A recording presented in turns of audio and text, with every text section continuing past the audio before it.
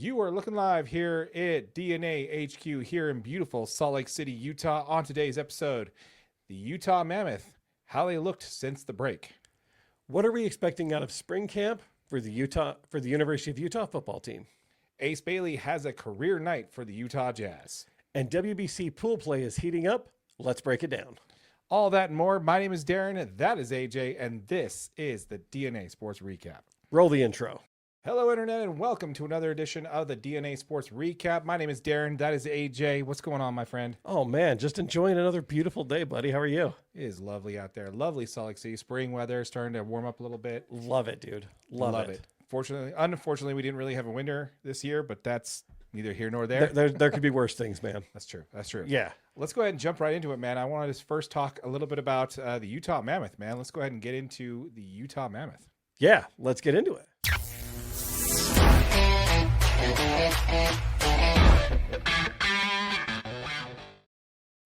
All right, so the Utah Mammoth did ink Nick Schmaltz to an 8-year, $64 million contract extension today, actually. Yeah. Which is the last year that a team's going to be able to do an 8-year contract, by the way. Oh, really? Yeah, because they're changing the rule, right? Yeah, so underneath the new CBA, it's a 7-year max that they can do. But this one's going to be an 8-year, and it has an 8-year AAV. So 8 years, $64 million. And like I said, next year it goes down to 7. So, yeah, super awesome, man. I love that extension, man. What do you got on Nick Schmaltz?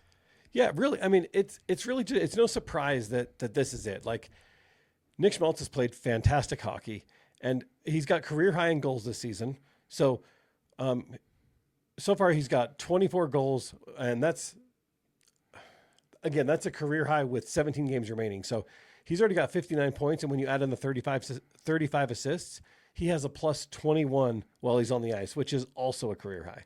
So as of right now, he's 1 second under his career high for time on ice at 19 minutes and 41 seconds.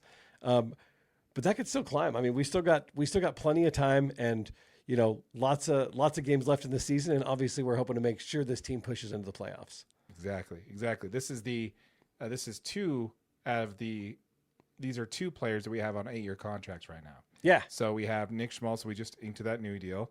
We also have Logan Cooley, who's also on the payroll, who is in year 2 of his 8-year deal. Absolutely. With his expense, and then there's also, Clayton Keller, who's on an 8-year deal that he signed with the Coyotes, right? With the Coyotes, yeah. Okay. So he's got 2 more years left on that deal. So that, I expect to see an extension with that. And he's young enough that we could see an extension or maybe an additional contract that goes into that new 7-year plan or whatever. And hopefully we're going to keep him around, and, we want to see him continue on this team and continue to make playoff pushes. Yeah, exactly. I think that's kind of the route that they want to go. The Mammoth are really kind of going for it right now and really kind of pushing all their chips in the middle for sure. And it's exciting. It's exciting for this team. The Nick Schmaltz signing really shows that this team is pushing him in, and they're trying to make an aggressive push to the playoffs. And then they went out and they did another thing that we kind of wanted to talk about as far as the Mackenzie Weegar trade. Yeah. So the Utah did make a trade, about a week or so now. And exactly right after we recorded last week. Every single time. So if you want to see breaking news, it happens every day on Thursday. Yeah. Or Wednesday night after 7:00 p.m. Mountain Standard Time. Right. Or Thursday morning. Yes, exactly. That's when everything happens. And of course, that's exactly when the Mackenzie Weegar trade happened. Mackenzie Weegar, he is good for 22 points so far this year. Yeah. He's got 19 goals, 3 assists, and 61 games played. Known for high volume shooting from the defensive position. He's actually 13th amongst all defensive players last year, which is pretty cool. He's also known for his penalty killing efficiency. He's currently in the 3rd year of his 8-year deal. So there you go. There's another 8-year deal. Yeah, absolutely. On the books there, worth $50 million, which is actually a $6.25 million AAV. This seems to be by many experts as a way for the Mammoth to reinforce that defensive core that they've established in Utah. Yeah, absolutely. And when you add him with Mikhail Sergachev, like all of a sudden we got some really good guys on that defensive line that are able to produce goals, be really efficient defensively. And it just makes it for a really exciting time in Utah Mammoth. So with the trade for Mackenzie Weegar, obviously it was a trade, right? So we had to give up some pieces. We had to give up 3 2026 first round draft picks. Prospect Jonathan Castagana, Heard it both ways. and defenseman Ali Mata. So Ali Mata, the 6'2" defenseman, he was kind of getting to the point where he was getting a late scratch in the games, right? He wasn't always, seeing playing time. His stats had kind of fallen, and he's got a great opportunity to go to the Calgary Flames and get some additional playing time. And he actually said in his post interview that he was looking forward to going and being able to help some of the young guys and keep coaching and, looking forward to some of the additional playing time. Yeah, I think it's also really important to mention that Mackenzie Weegar had to waive his no trade clause to come to Utah. Which is so cool, dude. I mean, it's crazy that Utah is becoming a destination city for NHL players. Yeah, we talked about this actually at the trade deadline last year. There was actually a lot of like kind of back channel chatter about, at the trade deadline, players were asking about Utah and if they were looking for anybody and if they had a chance to go there. Yeah, and we're already starting to see the fruits of that labor, where we're seeing a great offseason from this team, great draft, and now we're at the cusp of where they are now with adding, Mackenzie, to this team.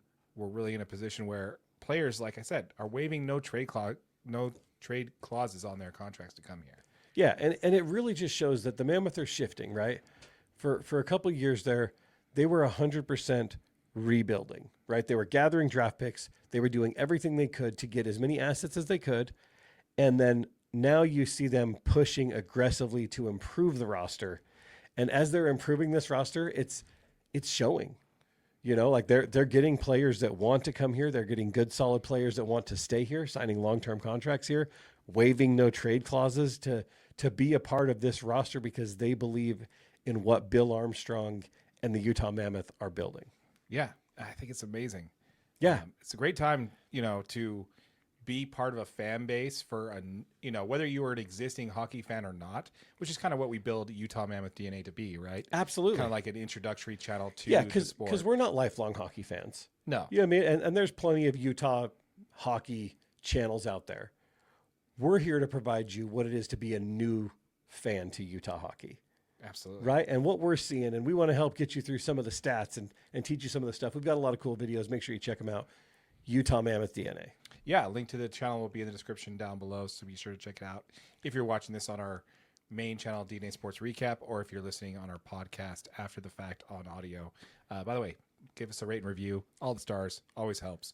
Do it. So with that said, man, there's a lot of moves that has been happening for this team coming down the stretch here.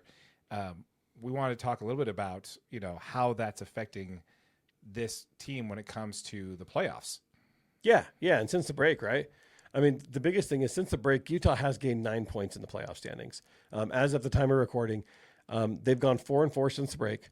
And, we still got about 17 games remaining and 11 of those games come at home. So that's super important, right? I mean, these rowdy Utah Mammoth fans, they're going to help, they're going to show up, and they're going to continue to help power this Utah team to some more wins and finish out this season and make sure that they get this team on their way to their first playoff appearance as the Utah Mammoth.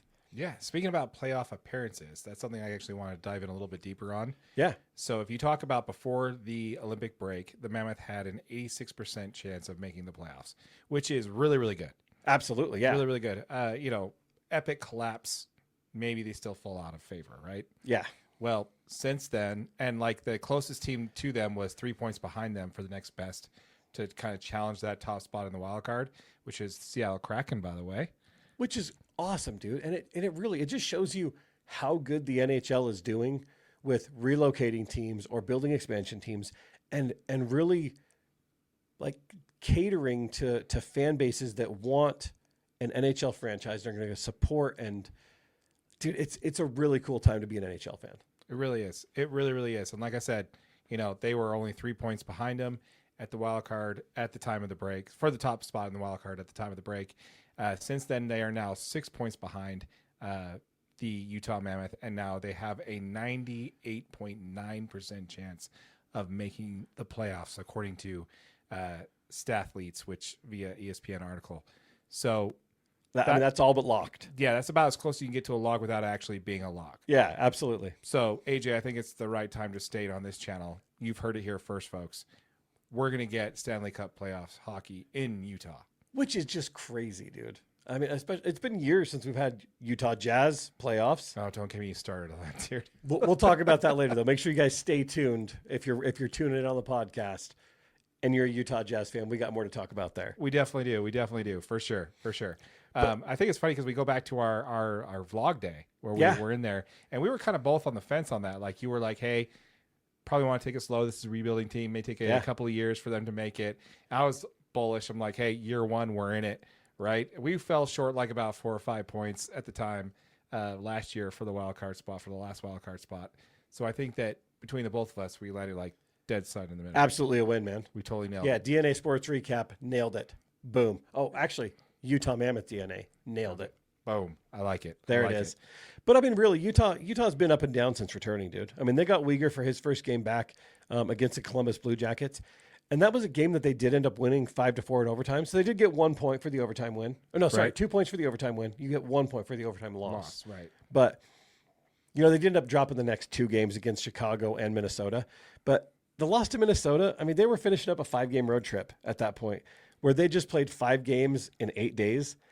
So it's going to be nice for them to get home, play a couple. They're out on the road for a couple, and then they got 4 games back at the Delta Center. So they can kind of keep, getting into that groove, get the momentum for the tail end of the season, and just build as much momentum as they can heading into Stanley Cup playoffs. Oh, for sure. And that road trip was crucial because we actually ended up gaining net positive points out of that. Absolutely. There's like a total of 10 points to get out of that road trip, and they end up with like 7? Oh, well, eight games, 2 points each. They could have won 16. They won 9. Yeah. Yeah. So, I mean, that's not bad. That's not bad at all. Yeah. Net positive. Absolutely. I think a net positive on points there for sure, especially with the overtime win. Yeah. And getting into an overtime, either way, you're in the positive there. Yeah. They had 1 overtime win and 1 overtime loss. So getting points on both sides. Absolutely love it. Yeah. As a reminder, folks, we did just launch a channel specifically for your Utah Mammoth called Utah Mammoth DNA.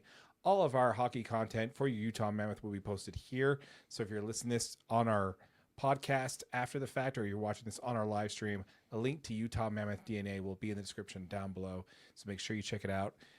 Subscribe to that channel, hit that like button, slap us some engagement. Really appreciate it. Once this channel is monetized, we will be giving away a Utah Mammoth jersey. So make sure you stick around for that. Like, subscribe, make it happen. We appreciate it. Absolutely. Absolutely. All right, let's go ahead and move on over and talk a little bit about... How about the University of Utah, huh? Dude, let's talk some Utes, man. Heck yeah. Let me get this light changed. Let's do that. There we go. All right, man. So for your University of Utah, we have spring camp that opens up on March 20th. Forever 22 game is March 20. No. Is it March 22nd? No, it's on a different day. It's not on March 22nd. That would be cool, though. The Forever 22 game on March 22nd would be absolutely epic. 2 days into camp. Probably not happening. Yeah, that would be really strange also. That would be very strange. Now, we do have 35 new players that are showing up on this roster that are new to this team that were not there, which is a huge number, AJ. Yeah. That is large. It's massive. And we need to have those players kind of be more acclimated. I think that's going to be the key for spring camp here. But with that said, what are you expecting to see from this team coming out of spring camp for our boys up on the hill on the offensive side? Yeah, I mean, on the offensive side of the ball, I think it's pretty clear. What we need to do is we need to get that offense installed, and we got to get everyone on the same page as quickly as possible, right? And in a best case scenario, you'd really hope that Devin Dampier can find a receiver that he's got a ton of chemistry with. Right. Last season, we saw him and Ryan Davis right out the gate. They connected. He knew where he was going. He knew where he was going to be. Every time he threw it to Ryan Davis, he was sure-handed enough that you just knew something good was going to happen. And I do feel like the guy that could be that go-to receiver is Brandon Pegan. He's the Utah State transfer that came over with the offensive coordinator. Right. So I think he's going to be most familiar with that offensive scheme. He's got good size, 6'3". He was first team All-Mountain West last year. This is a player that I think I could see Devin Dampier kind of zeroing in on and be like, this might be my guy right here. This might be the one that I know where he's going to be. He understands the offensive schemes. Just get open. I'll get you. Get open. I'll get you the ball. Absolutely. So as far as the running back room on offense, it's pretty much locked down, right? I mean, we know Wayshawn Parker's the guy, And he's going to be the first option out of the backfield until somebody proves otherwise. This dude's too talented. He's just that guy. He's got NFL hopes and dreams. He's going to head that direction. So it'll be fun to see who else gets some of those reps with a couple of really talented guys, coming in, and then a couple of guys, talented guys returning. Mm-hmm. So I think the biggest question mark on this offense is going to be the offensive line. And we got to build cohesion on this offensive line as soon as possible. We've got some talented guys coming in. We got transfers, Isaiah Kima from Ohio State, Cedric Jefferson, who transferred in from Montana State. And I do believe Kevin Obot. Well, I think he'll be a starter on that offensive line to start the season. Sure. So yeah, it's going to be anchored. We got senior Alex Harrison, junior Keith Olson. Both these guys had a lot of reps in game activity last year. So those guys are going to be the anchors.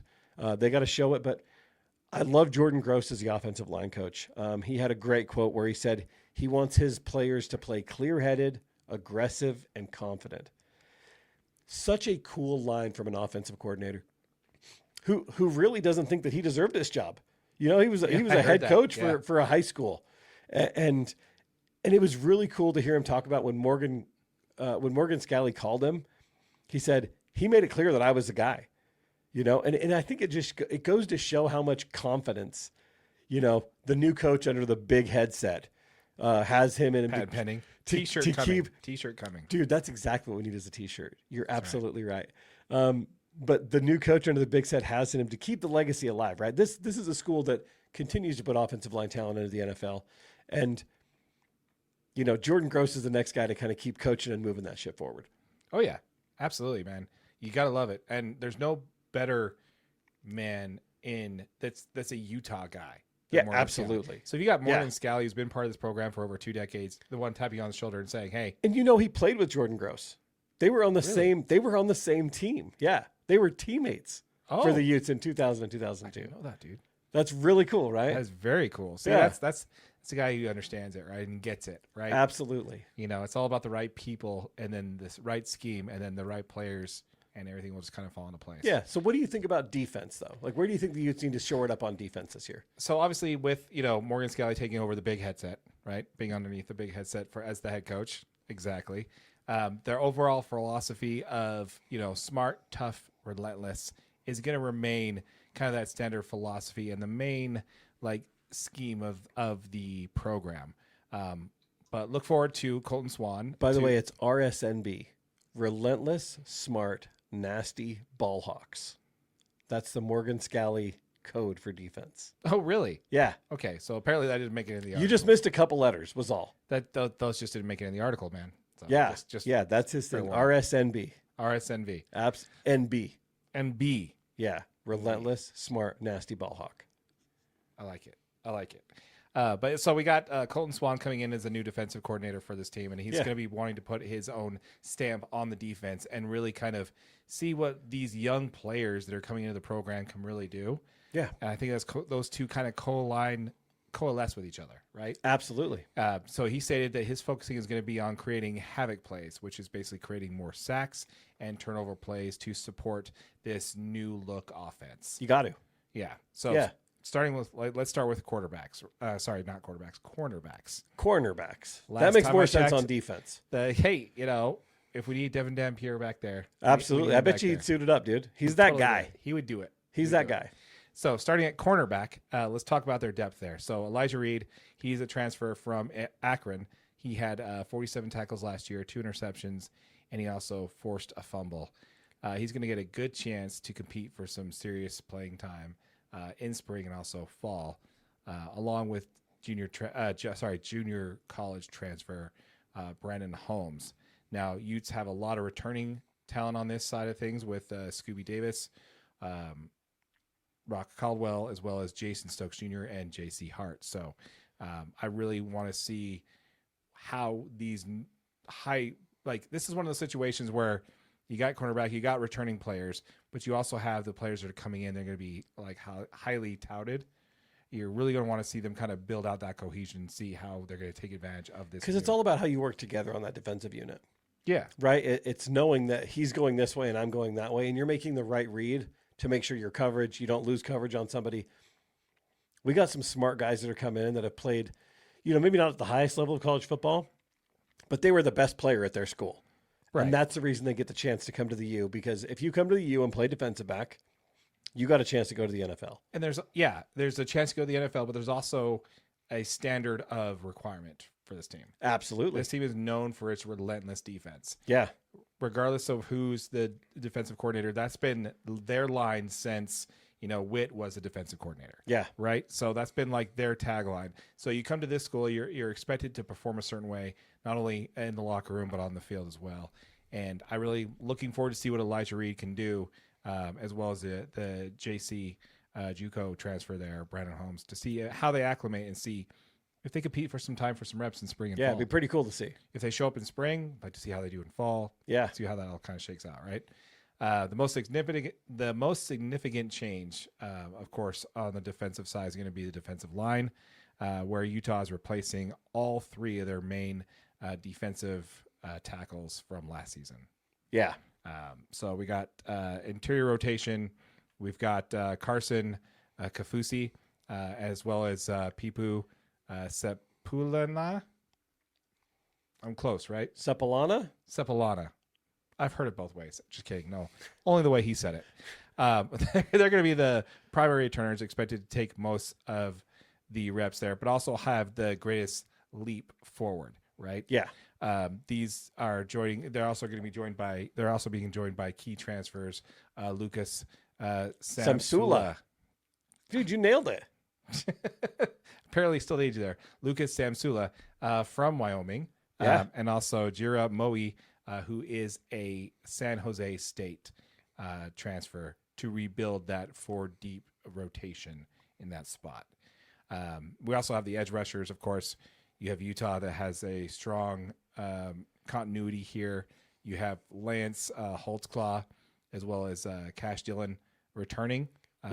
But spring will determine how they integrate, the new transfer, Ethan Day, who's a 250-pound edge, who will probably provide more physical presence in that rotation. He had 53 tackles for an average of 4.5 sacks in 2025. These are the notes that I'm getting from interviews with the Utah staff prior to spring camp. And I really like Lance Holtzclaw. He's a Washington transfer. Yep. Didn't play a whole lot last year, but when he was in there, he was an impact player. But the problem was he's playing behind John Henry Daly, who transferred to Michigan with Coach Witt, and then Logan Fano, who's heading to the NFL. Right. So more on him later. He had some depth. You know what I mean? Like that's the thing, is he was in there. He's going to have a chance to show it. And Lance Holtzclaw, he's like one of the funnest players to watch. If you watch any of his socials, and I highly recommend it, this guy is a character. He's super fun to watch. He's really funny on all of his social media stuff. And he's like, they do a lot of interviews with him and stuff because he's so outgoing, and he's a really fun player. And he's really talented. And if he can have a knockout season this year, he's got a chance to play in the league next year too. It really kind of puts a damper on the whole fact that press is not welcome at practice last year, pretty much at all.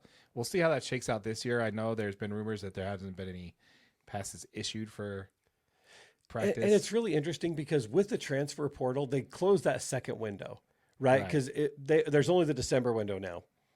Now, players are still allowed to unenroll and re-enroll at schools, but that's not the recommended route, right? It's not as easy. They're not making it as easy as it was last year to just jump in the portal after a spring practice and they get the standard 2 deep. So it'll be really interesting to see how players, do that this year, and how the transfer classes kind of look after spring. And that would really mess with your NIL chances. Absolutely. If you did something like last year. So yeah, that makes sense. Also linebackers, that's projected to be, the starters are projected there to be Jonathan Hall and Trey Reynolds, focusing there on mostly about communication and developing their read and react skills. This is something that came from Colton Swan on an interview. These are the skills that they want to develop for an up-tempo type offense that they're going to see a lot in practice. So they want to kind of identify those read and react skills, because whether you're on a high-tempo offense or not, having the ability to read and react to your offense is going to be a positive either way. So that's kind of what they're focusing there with the linebackers. And this is a tough one to replace because you had Lander Barton, who was so good in that position at linebacker. So good, dude. But at the tail end of this season, you saw John O'Hall come out and he played a lot of snaps, and you were like, it seemed like the further the season progressed, John O'Hall was in more and more plays where you're like, this dude's making a difference. So it's really good to get him back at that linebacker spot, knowing he's got some experience. He can kind of help coach the next guy, and, hopefully he's the next great linebacker in the NFL from the University of Utah. Yeah, absolutely, man. I 100% agree. Before we move on and we talk a little bit about the NFL Combine, which is something I want to get into. Yeah. Before we get into that, I want to quickly give a shout out to the Utes softball team. Oh, really? Yes. So the Utes softball team are in the midst of a 11-game winning streak. That is very impressive. They are in second place in the division behind Texas Tech, who's only lost one game, and they've just been killing it out there. So nice job, ladies. Great job. Absolutely. Shout out Utah softball. Great job. Great job. Yeah. Just wanted to make sure we made a note of that. Let's go ahead and talk a little bit about the NFL Combine, because we had a couple of players. We have about 4 or 5 that we want to highlight there that went into the Combine this year. We want to kind of react a little bit to how they did. Yeah, absolutely. So the first player that we got is really Lander Barton. And we were just talking about him as far as the linebacker position, that he was so skilled and he did such a good job. Bleacher Report has him graded as a 6.6, which really lists him as like a role player, part-time contributor. They listed him as a 4th-round pick. This guy's better than that. And it's funny because a lot of these Utah players end up getting drafted, and their draft stock doesn't look as great, and then teams get them, and it's like a year or two later, and you see them in the starting rotation, and they're just always out there making a difference. So I think Lander Barton is one of those guys that's going to get an opportunity. He'll be drafted for sure. Okay. And when he gets drafted, you'll see him on an NFL roster somewhere. So that's one. That's one we're putting our stamp on. One. The Utah football DNA stamp of approval. Stamp of approval. Boom. Will get drafted. Yeah, and I'll put something on the screen like a bam. Yeah, approved. good luck with that. Glad you're editing that video. But yeah, so the next one we wanted to highlight there is going to be, I wanted to make sure Spencer Fano is who I wanted to highlight there.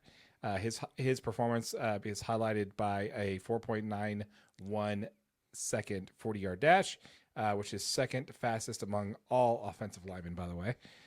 He had a height of 9.76 and relative athletic score, which is RAS.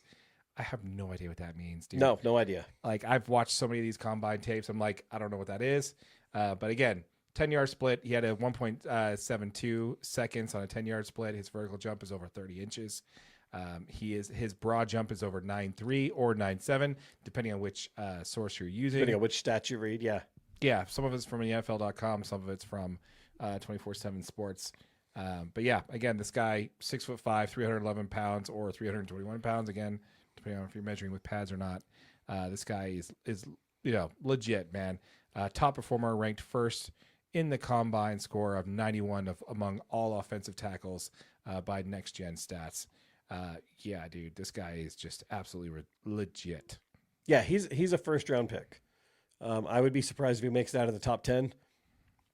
You will have the opportunity to watch our guy Spencer Fano play NFL football next year. Oh, yeah, absolutely.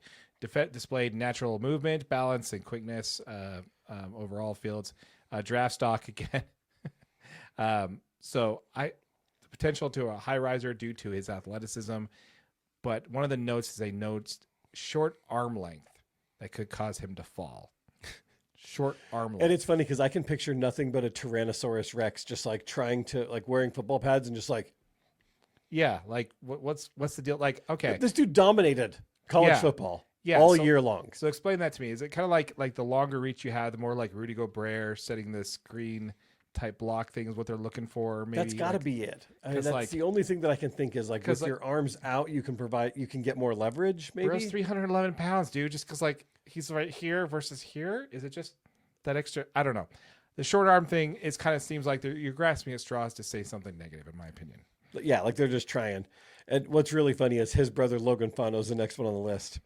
And Bleacher Report has him graded at a 5.8, which shows him as like a backup draftable player. Could be taken in the 6th to 7th round. Logan Fano was good, but he didn't have a great season for Utah. He's going to the draft because his brother's going to the draft. They said they wanted to do it together. They came to Utah together. But as funny as it is, his draft, his downsides is also short arm. So apparently that runs in the family. No kidding. Yeah, Tyrannosaurus Shocker. Fano is apparently what's going on here. So Well said. I think Logan Fano's got a real chance to be drafted. But of the 5 players we're about to discuss, he's probably the one that won't get taken, and I could see him signing an undrafted free agent contract somewhere. Which is actually, depending on where you're drafted, is kind of preferable. Absolutely, because then you have the chance to kind of choose. I mean, if he doesn't get drafted, he could choose to go play with his brother if that's what he wants to do, right? If he gets an offer from that team. Yeah, well, we'll see about that. That usually kind of, unless you're in the NBA and the Morris brothers, but yeah, no, I don't know. I would not be shocked if he doesn't sneak in the draft. Right. Yeah, but if he doesn't, like I said, it's almost a benefit for him to not be drafted, depending on where he's drafted. Yeah. So yeah, I agree with you there. So up next we have on my list here we actually have Utah tackle Caleb Lemieux. Lomu. What did I say? Lemieux. I've heard it both ways. I love that. Heard it both ways. Heard it both ways. Anyway, he impressed well at the combine for sure. He highlighted with a 4.99 40. He had a 32.5 vertical inch leap, 9.5 broad jump. They're mentioned here. Deseret News, his elite athleticism and movement skills solidified his status as a top tier offensive tackle prospect, with many analysts placing him as a potential first round. Yeah, I like it. There's a very low chance he's there in the second round. This guy will be taken. He's really talented. He did a great job blocking all season. You look at the time Devin Dampier had to make some of these plays and some of the ridiculous stuff that he did. It's because he had 2 first round prospects blocking for him. For sure. But the most important thing here is the stat that is driving this whole conversation. Right? Absolutely. He is his projected trait is long-armed, agile tackle with excellent movement skills. That matters. No Tyrannosaurus Rex arms. No, Caleb Lomu has normal, preferable sized arm length for the NFL. Yeah, love to see it. Yeah, absolutely great. The next guy we have is Dallin Bentley. He's the tight end for Utah. NFL.com has him listed as a 5.8 ranking, which shows him as an average backup special teamer. He's rated as a 15th ranked tight end in the class. This puts him late 6th, 7th round. Another guy, I think he blocks better than some of the draft grades that I saw really gave him credit for. They said that he struggles to make blocks and then get off of them to run his routes. I think Dallin Bentley did a really good job. If you see him in some of the run blocking schemes, he does a good job setting a solid edge and great hands for a tight end. That was one thing that is in his draft grade is he has soft hands and, has a low percentage of missing catchable passes. So he's a great pass catcher. We'll see Dallin Bentley in the NFL next year. Nice. So that puts us 4 out of 5 that we reviewed that we are putting our Utah football DNA stamp on. That's going to be getting drafted. That's correct. And even the 5th player is probably going to be in a better position if he doesn't get drafted. Exactly. Yeah. Logan Fano is probably the only one that's kind of borderline, and I think he's going to make an NFL roster somewhere. You'll love to see it. Love to see it. Once again, folks, we did just launch a channel specifically for your Utah football called Utah Football DNA. If you're watching this on our live stream or you're listening this on our podcast after the fact, a link to Utah Football DNA will be in the description down below. If you're following us specifically for our Utah football content, be sure to check it out. Subscribe to the channel. Smash a like for us for some engagement. We really appreciate it.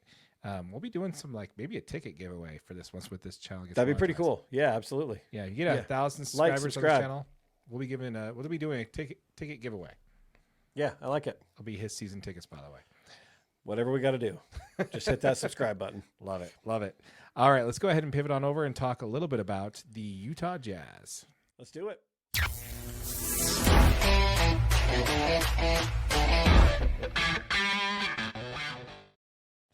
All right, man. Before we jump into the Utah Jazz, I want to make a real quick NBA conversation. Okay. I want to say congratulations to Bam Adebayo. He scored 83 points in a game against the Washington Wizards. This is an incredible achievement. I think it deserves a little bit of celebration on the channel. So, Yeah. Huzzah to you there, sir. There's lots of haters on the internet on this one, by the way. Oh, yeah. Yeah, they say that it needs to come with an asterisk. They said that he flopped a lot to get to the line, and the evidence that they are saying is that he hit a record 43 throws out of 47. That's a lot of free throws, my friend. That is a lot. But when I hear that criticism, they obviously didn't even watch not only did they not watch the game, AJ, Right. but they also didn't even watch the recap of the game. Yeah. Not even they didn't even catch the highlights. No, because I have to say with up to like 4 minutes left in the fourth quarter is when you really start to see them going for the points record. Right. To try to beat Kobe. You realize Bam has a chance to get there. And as you should, right? Absolutely. You're a team that's trying to make the playoffs. You're trying to get the win. And you realize, hey, I'm at 70 points. Let's go for it. Yeah. This team's not putting up much of a fight. Let's go for it. And this whole flopping thing really kind of irritates me because if you watch it, the guy was like triple teamed, man. Yeah. It was ridiculous. This guy was like triple teamed all the time. And he was making passes. He had like 3 or 4 assists in the fourth quarter alone. So it's not like he was just going for the points. Yeah, after around 4 minutes remaining, you did start seeing the Heat intentionally foul Washington to give them more time for Bam to try and get that record. But that's perfectly normal within this kind of thing when you're stat chasing. Oh, yeah. Kobe did the exact same thing. Not as aggressive as Will Chamberlain did. Did you hear about that one? No. And it's funny because, correct me if I'm wrong, but Will Chamberlain's 100-point game is not on video, right? No. The only evidence we have is a picture of him holding a piece of paper that says 100 on it. Yeah. And the basically the statement of everybody that was there at the game. Right. That's there's no record sheet, there's no scorecard, there's no record of this at all, except for that. Yeah. The funny thing about that game is that they would actually just not play defense. To get the ball back as fast as possible to give Will. Get it back to Will. Yeah, exactly. He's got to hit 100. Yeah. Yeah. But hold on, Darren. Hold on. This is a Utah Jazz basketball channel. Why are we talking Utah Jazz? All right, forgive me. So you want a Jazz update? Yeah, I mean, of course. Right? Okay. That's what you guys are here for. That's what. Yeah. Right. Okay, sure. Let's see here. Forgive me. Right. Okay, so you want a Jazz update? Here we go. The Jazz are still trying not to win games. Oh, yep, that's right. Okay, and, correct. And they're still not doing a good job about that. They beat the Golden State Warriors the other night, which a game they had no business winning. Right. So, dude, what are we doing there, man? It's a little ridiculous, but it's not like they weren't trying, dude. They gave the ball to Blake Hinson. Yeah, right? Like this dude's on a two-way contract, and he's had great season in the G League. Yeah, but you put the ball in his hands, and you're like, yeah, this will do it. Boom, he sinks the shot. Yeah, not what you're expecting. Oh, hey, Ace Bailey. Oh, that's right. Ace Bailey had a career night, right? Yes. So Ace Bailey did have a career night. Let's talk about that. Okay, great. He did set career high for himself. And also, by the way, it was a franchise record for the Utah Jazz. Yeah. And again, it did come against the Wizards. Wait a minute. This is like the third time we mentioned the Wizards on this. Is this becoming a Wizards channel? It might be. Or maybe a Wizards defenseless channel. The Wizards don't play defense. That's kind of more the theme we're going for here. Yeah, that's actually what we're going to get to here in a minute. Ace did score 32 points on 12 of 19 shooting, which includes 7 from 11 from 3, which is good for 63%. He also had 2 rebounds, 2 steals, and a block shot. This actually made him the youngest player in team franchise history to score 30 points in an NBA game. That's pretty impressive. I like this kid, dude. I do too. And the thing is Ace is having a great March so far. He's shooting 37% from 3 in the 4 games so far he's played in March. And his season average right now is around 33% from 3. He's averaging about 12 points per game and roughly 27 minutes. But I really love how he's gotten better at picking his shots. I mean, he's taking 3-point shots that are actually makeable. It's not just go out there and take contested shots. He's done much better. And it's funny because in that game against Milwaukee, right after he had his 32-point game, you could tell he went in there with a ton of confidence. Right. You know, he's like, I'm coming off my 32 points, set a franchise record. But I do believe he forced up a few more threes than you'd really like to see, especially when he's not hitting them. You know, I mean, you go 1 for 4 or 1 for 5. It's like maybe back it off just a little bit. But shooter's going to shoot, man. Oh, for sure. And this is something we talked a lot about with Caleb Williams last year, right? A more recent episode, we talked about Cody Williams and his development from his rookie season to this year. Yeah. Right. We're seeing a lot of that same trend with Ace Bailey. Just he's performing much better in his rookie season than what we saw to Caleb Williams. We didn't see. Hold on, Caleb Williams? Sorry, Cody Williams. Cody Williams, not the NFL quarterback, not the Jazz player. Forward. The Jazz forward, Cody Williams. He, Ace Bailey is actually doing a lot better at the tail end of his rookie year than what we saw to Cody. But we're seeing a lot of this, and what I'm expecting for that to grow for Ace. Now, keep in mind, Washington is dead last in defense. They're horrible. Yeah. So while we can't dismiss that, I don't expect him to be putting up 30 points a game. I do think this does show what this kid is capable of when he gets on a run. Yeah. Now, and honestly, if the Jazz were trying to win this game, I honestly see him putting up 40 points. Absolutely. Yeah, no, I mean, I really think this kid can shine on the court. I mean, when you have players out there where every single player on the floor can score the basketball, and we're talking Jaren Jackson Jr., Lauri Markkanen, Walker Kessler, and then also out there with Keontae George, all of those guys can score the basketball. And the best part about this is that's an offensive lineup that can also has plenty of length and can defend too. True. You got Triple J, who won a Defensive Player of the Year. Walker Kessler's been in there, I mean, in the finalists for Defensive Player of the Year multiple times. Lauri Markkanen's a solid defender. He's got great length. And Keontae George has become a very serviceable defender in this last season. I mean, he's really broke out and showed that that's what he needed to do to stay on the court. Agreed. So you put all that together, and I don't know, it just sounds like such a fun team to watch. Yeah. I honestly think that like on a team that's competing, that's trying to win, Ace Bailey year 2, we're probably looking at somewhere in the high teens, maybe 7 or 8 rebounds. Yeah, which you want to see out of this kid. Yeah, no, I mean, and I really don't think Ace Bailey is going to be a go for 30 points per night every single night kind of guy, right? There's just too much of offensive firepower on the court at any given point, right? With Triple J, he's going to get his 20, 25. Lauri's going to get his 25 or 30. Walker Kessler, with the gravity that he draws, he's going to get, 10 to 20 points a game. Double-double every day, average double-double. Exactly. And then Keontae's just turned into this offensive weapon that you almost have to get him the ball because, it helps spread out that defense. And you're forcing teams to make decisions, and you got enough guys out there that it's like you can punish them if they make the wrong decision. Yeah. So it's really nice. But I think he can get, high teens, low 20s. He can be an effective defensive player. And if he can do both of those things, Ace Bailey's got a real chance to continue getting a ton of playing time and be a key piece. At that number 5 pick, you've got to be a key piece to this Jazz rebuild. Oh, for sure. That's a huge point. And if Ace Bailey can keep doing those things, he's got a chance. Absolutely. Absolutely love it. Congratulations to Ace Bailey on setting a Jazz rookie record for most points scored in a game. Yeah. Very cool. So let's go ahead and pivot on over from Ace Bailey to Mo Bamba. Mo Bamba, man. Just signed his second 10-day contract with the team. That's something. It is something, dude. I mean, the 7-foot big man, he's just trying to find an NBA team that'll give him a chance to earn some rotation minutes. He's got great athleticism. He averaged 2.5 blocks per game with the Stars. He also had 14 double-doubles in those games. So he can produce at the NBA level. I think his issue is really he needs to find an NBA team that fits him, that needs his size and his ability, that it just fits seamlessly into that. He's almost too big and not a good enough shooter, or a good enough shooter and not quite small enough. Yeah. It's like he doesn't fit all the things you need for him to be what you need him to be.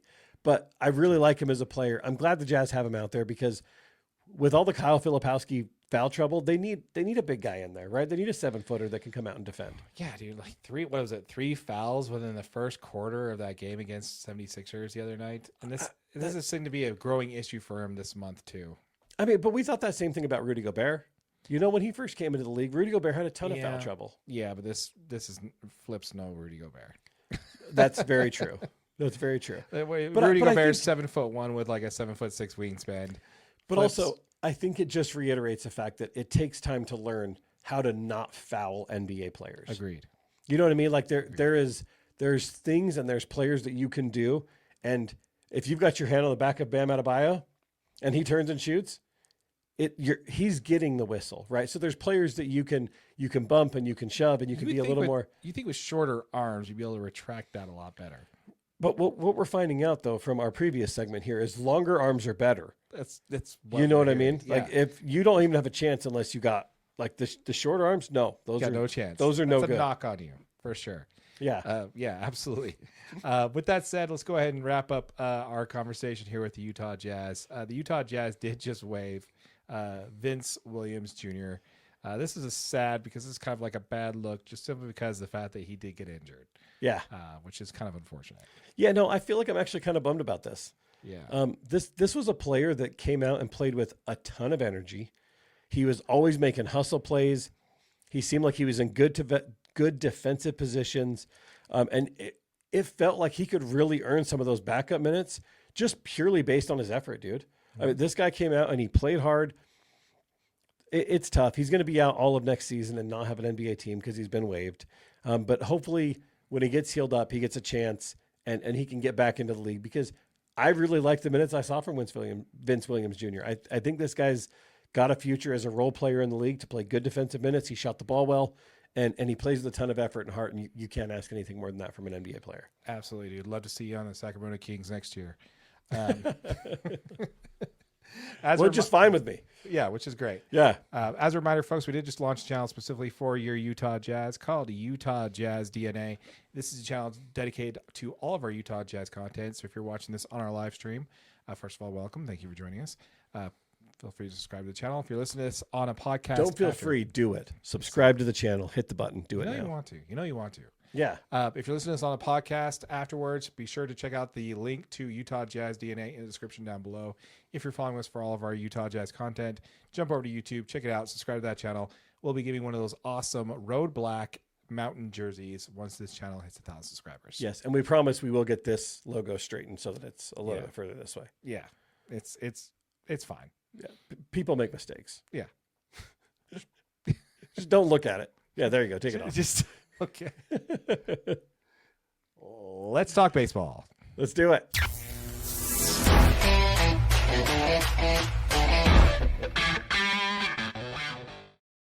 All right, man, I got to jump into the one thing that I think we need to talk about this week when it comes to baseball. And this has got to be, and I know that the game's already over between Italy and Mexico, and Italy won, and USA has advanced in the World Baseball Classic to the quarterfinals. But we cannot let that most embarrassing upset in tournament history go away without at least talking about it. I mean, I think the Team USA losing to Italy is probably the biggest surprise in the 20-year history of the World Baseball Classic. Do you disagree? They were supposed to win this game, Darren. Oh, yeah. No doubt about it. They are supposed to go out there, and even if they're playing subpar baseball, they're supposed to go out there and beat Italy. Yeah, you're not supposed to lose to Italy. Yeah. I'm sorry, but this is full of a bunch of players that are pissed they didn't make the USA team. Absolutely. Yeah, they're like, oh, yeah, okay, fine, we'll go play with Italy. USA was down 8-0 in this game. I'm sorry, USA was down 8-0 to Italy in this game. 8-0. And it's crazy because you look at that final score at 8-6 and you're like, oh, it was a close one. They probably just got a couple base hits in the bottom. No, dude. They were getting their butts handed to them. By the way, before we get into this, Italy's got the best home run celebration. The drink, the espresso? They're taking a shot of espresso, and it's they put on the Versace or Armani jacket, whatever it is, the Italian jacket. Yeah. Take the shot of espresso, and they do that devil kiss on the side. That's got to be like the most legendary. That is like so Italy, dude. It's so cool. Yeah. Anyway, so back on the back on the actual subject. Well, hey, we watched a couple bombs. We got to see it a few times against the USA. Yeah. I am 100% convinced, AJ, that this team had absolutely no clue what was going on. They don't know the rules. Well, no, I mean, and the worst part is the USA team manager, Mark DeRosa, admitted that he misspoke earlier in the day when he said the U.S. had already clinched a quarterfinal berth. Yeah. Hey, Darren, had they clinched a quarterfinal berth when the game with Italy started? No, they didn't, AJ. Oh, my gosh. You're telling me that the manager, Team USA manager, wasn't aware of how the tournament actually worked?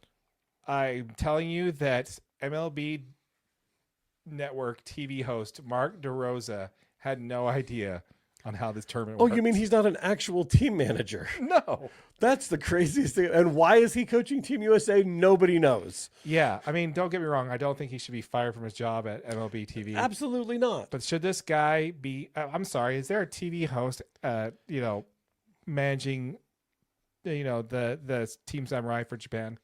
Absolutely not. What about the DR? No. Okay. No way in hang hell. on. Let's Venezuela. No, absolutely not. It just goes to show that Team USA does not take this tournament as serious as the rest of the world. Right? We assembled a fantastic roster. We're talking Avengers style roster that these guys put together. Offensively, pitching, defensively, we have a video about it. Check it out on our channel. It says, by the way, the greatest team assembled.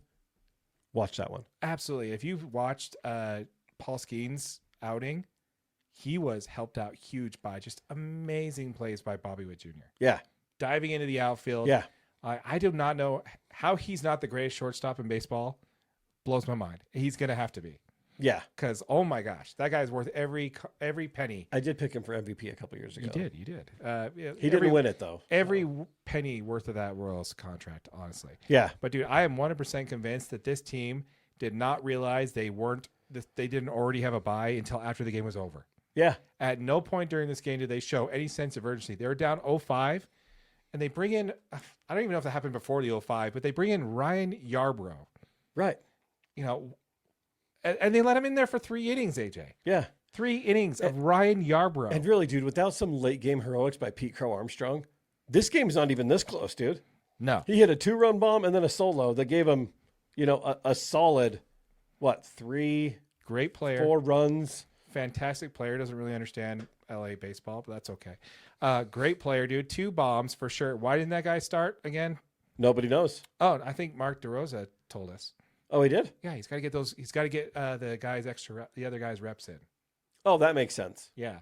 Yeah, but it's not a big deal because you'd already clinched a semifinal spot. Yeah, or a quarterfinal spot. That's why you don't start. You don't start Bryce Harper at first base. You start Paul Goldschmidt. And by the way, when you were that close, you were down 2 runs. You have Paul Goldschmidt on first. Why don't you pinch run for him?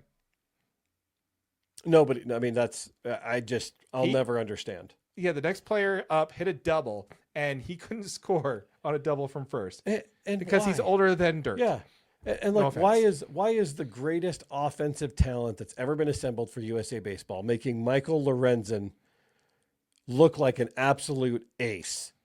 This dude pitched 4 2/3 shutout innings. It kind of goes back to the whole point that we talked about before, that I haven't really seen a complete game from this team. No. It's like you either get a nice pitching outing or a nice offensive outing, but they haven't lumped one together. Maybe they're saving it for the quarterfinals. God, let's hope so. Thank God they made it. But yeah, I just don't want to simply just put this one away, because yes, obviously Italy won, and we either needed Italy to win or Mexico to score 5 runs. But I don't know, man. This is such an embarrassment that even if USA got disqualified, it's well deserved. Yeah. This is just goes beyond. Now, I'm not going to get mad at the play. Well, maybe a little bit about the players. Like, if you're going to be gung ho and say, "Hey, Team USA, we're taking this one back," even you don't know the rules, you don't know that runs matter. Yeah. And on top of that, the management. What about the front office? Who is not telling this team that runs matter in this tournament? Yeah, you have to win by a lot to keep moving forward. Yeah. There's a run differential. Yeah. I mean, the DR is probably the only team in the Dominican Republic that's going out there and just dump trucking their pool, right? Everybody. They're winning. Their run differential's like 8 runs. Yeah.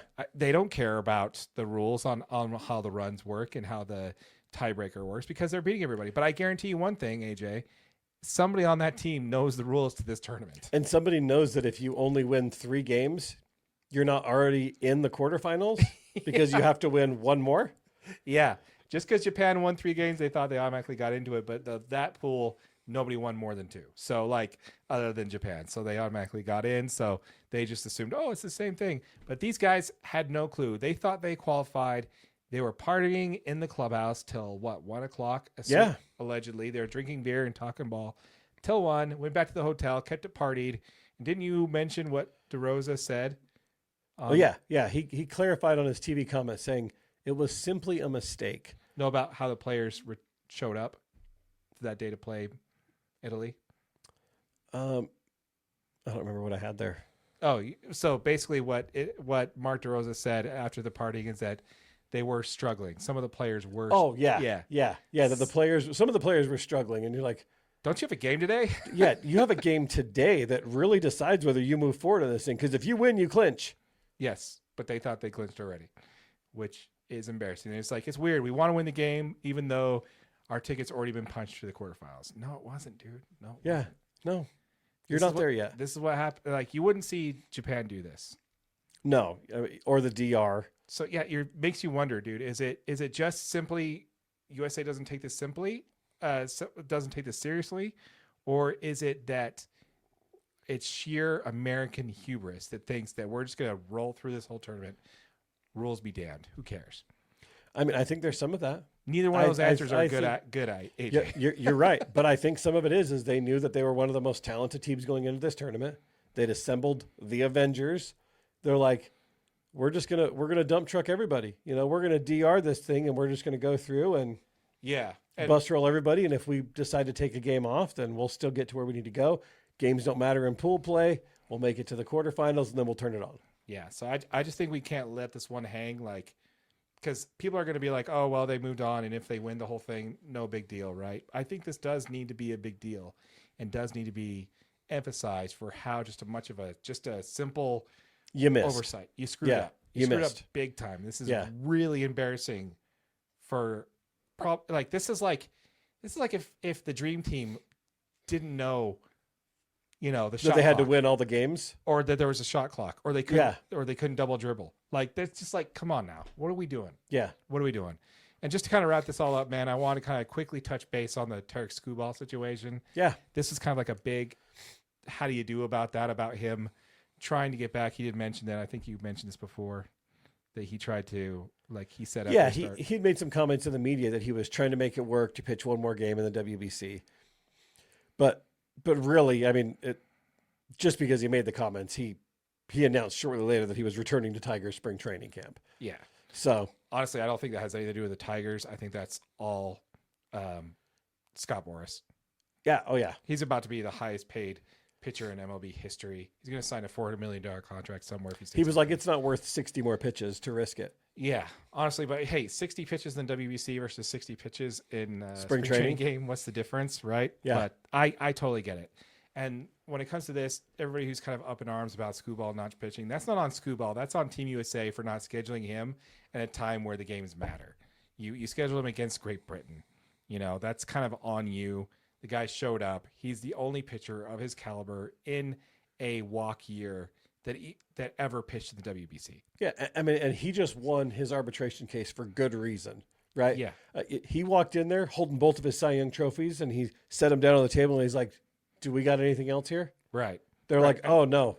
And he's probably stamp of approval. And he's probably got to utter that side of the $31 million contract. He needs to be the opening day starter. He knows he has to be. And if he starts in the WBC final, if they make it that far, he's not going to be able to start on the opening day. And you don't want to mess up your... Because they're too close together, right? Yeah. It just doesn't give enough time. He doesn't... Scott Boras and, Tarek Skubal did not want him pitching on 4 days rest.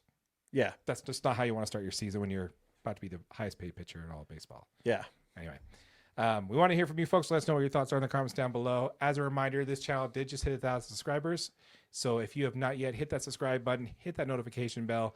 We're giving the first $500 that we earn in AdSense revenue back to y'all. So if you've not yet, subscribe to the channel so you don't miss out on that giveaway. Yep. And if you're watching on YouTube on one of our short videos or one of our sub channels, just know this is available as a podcast wherever you get your audio. With all that said, my name is Darren, that is AJ, and this has been an episode of the DNA Sports Recap. Till next time.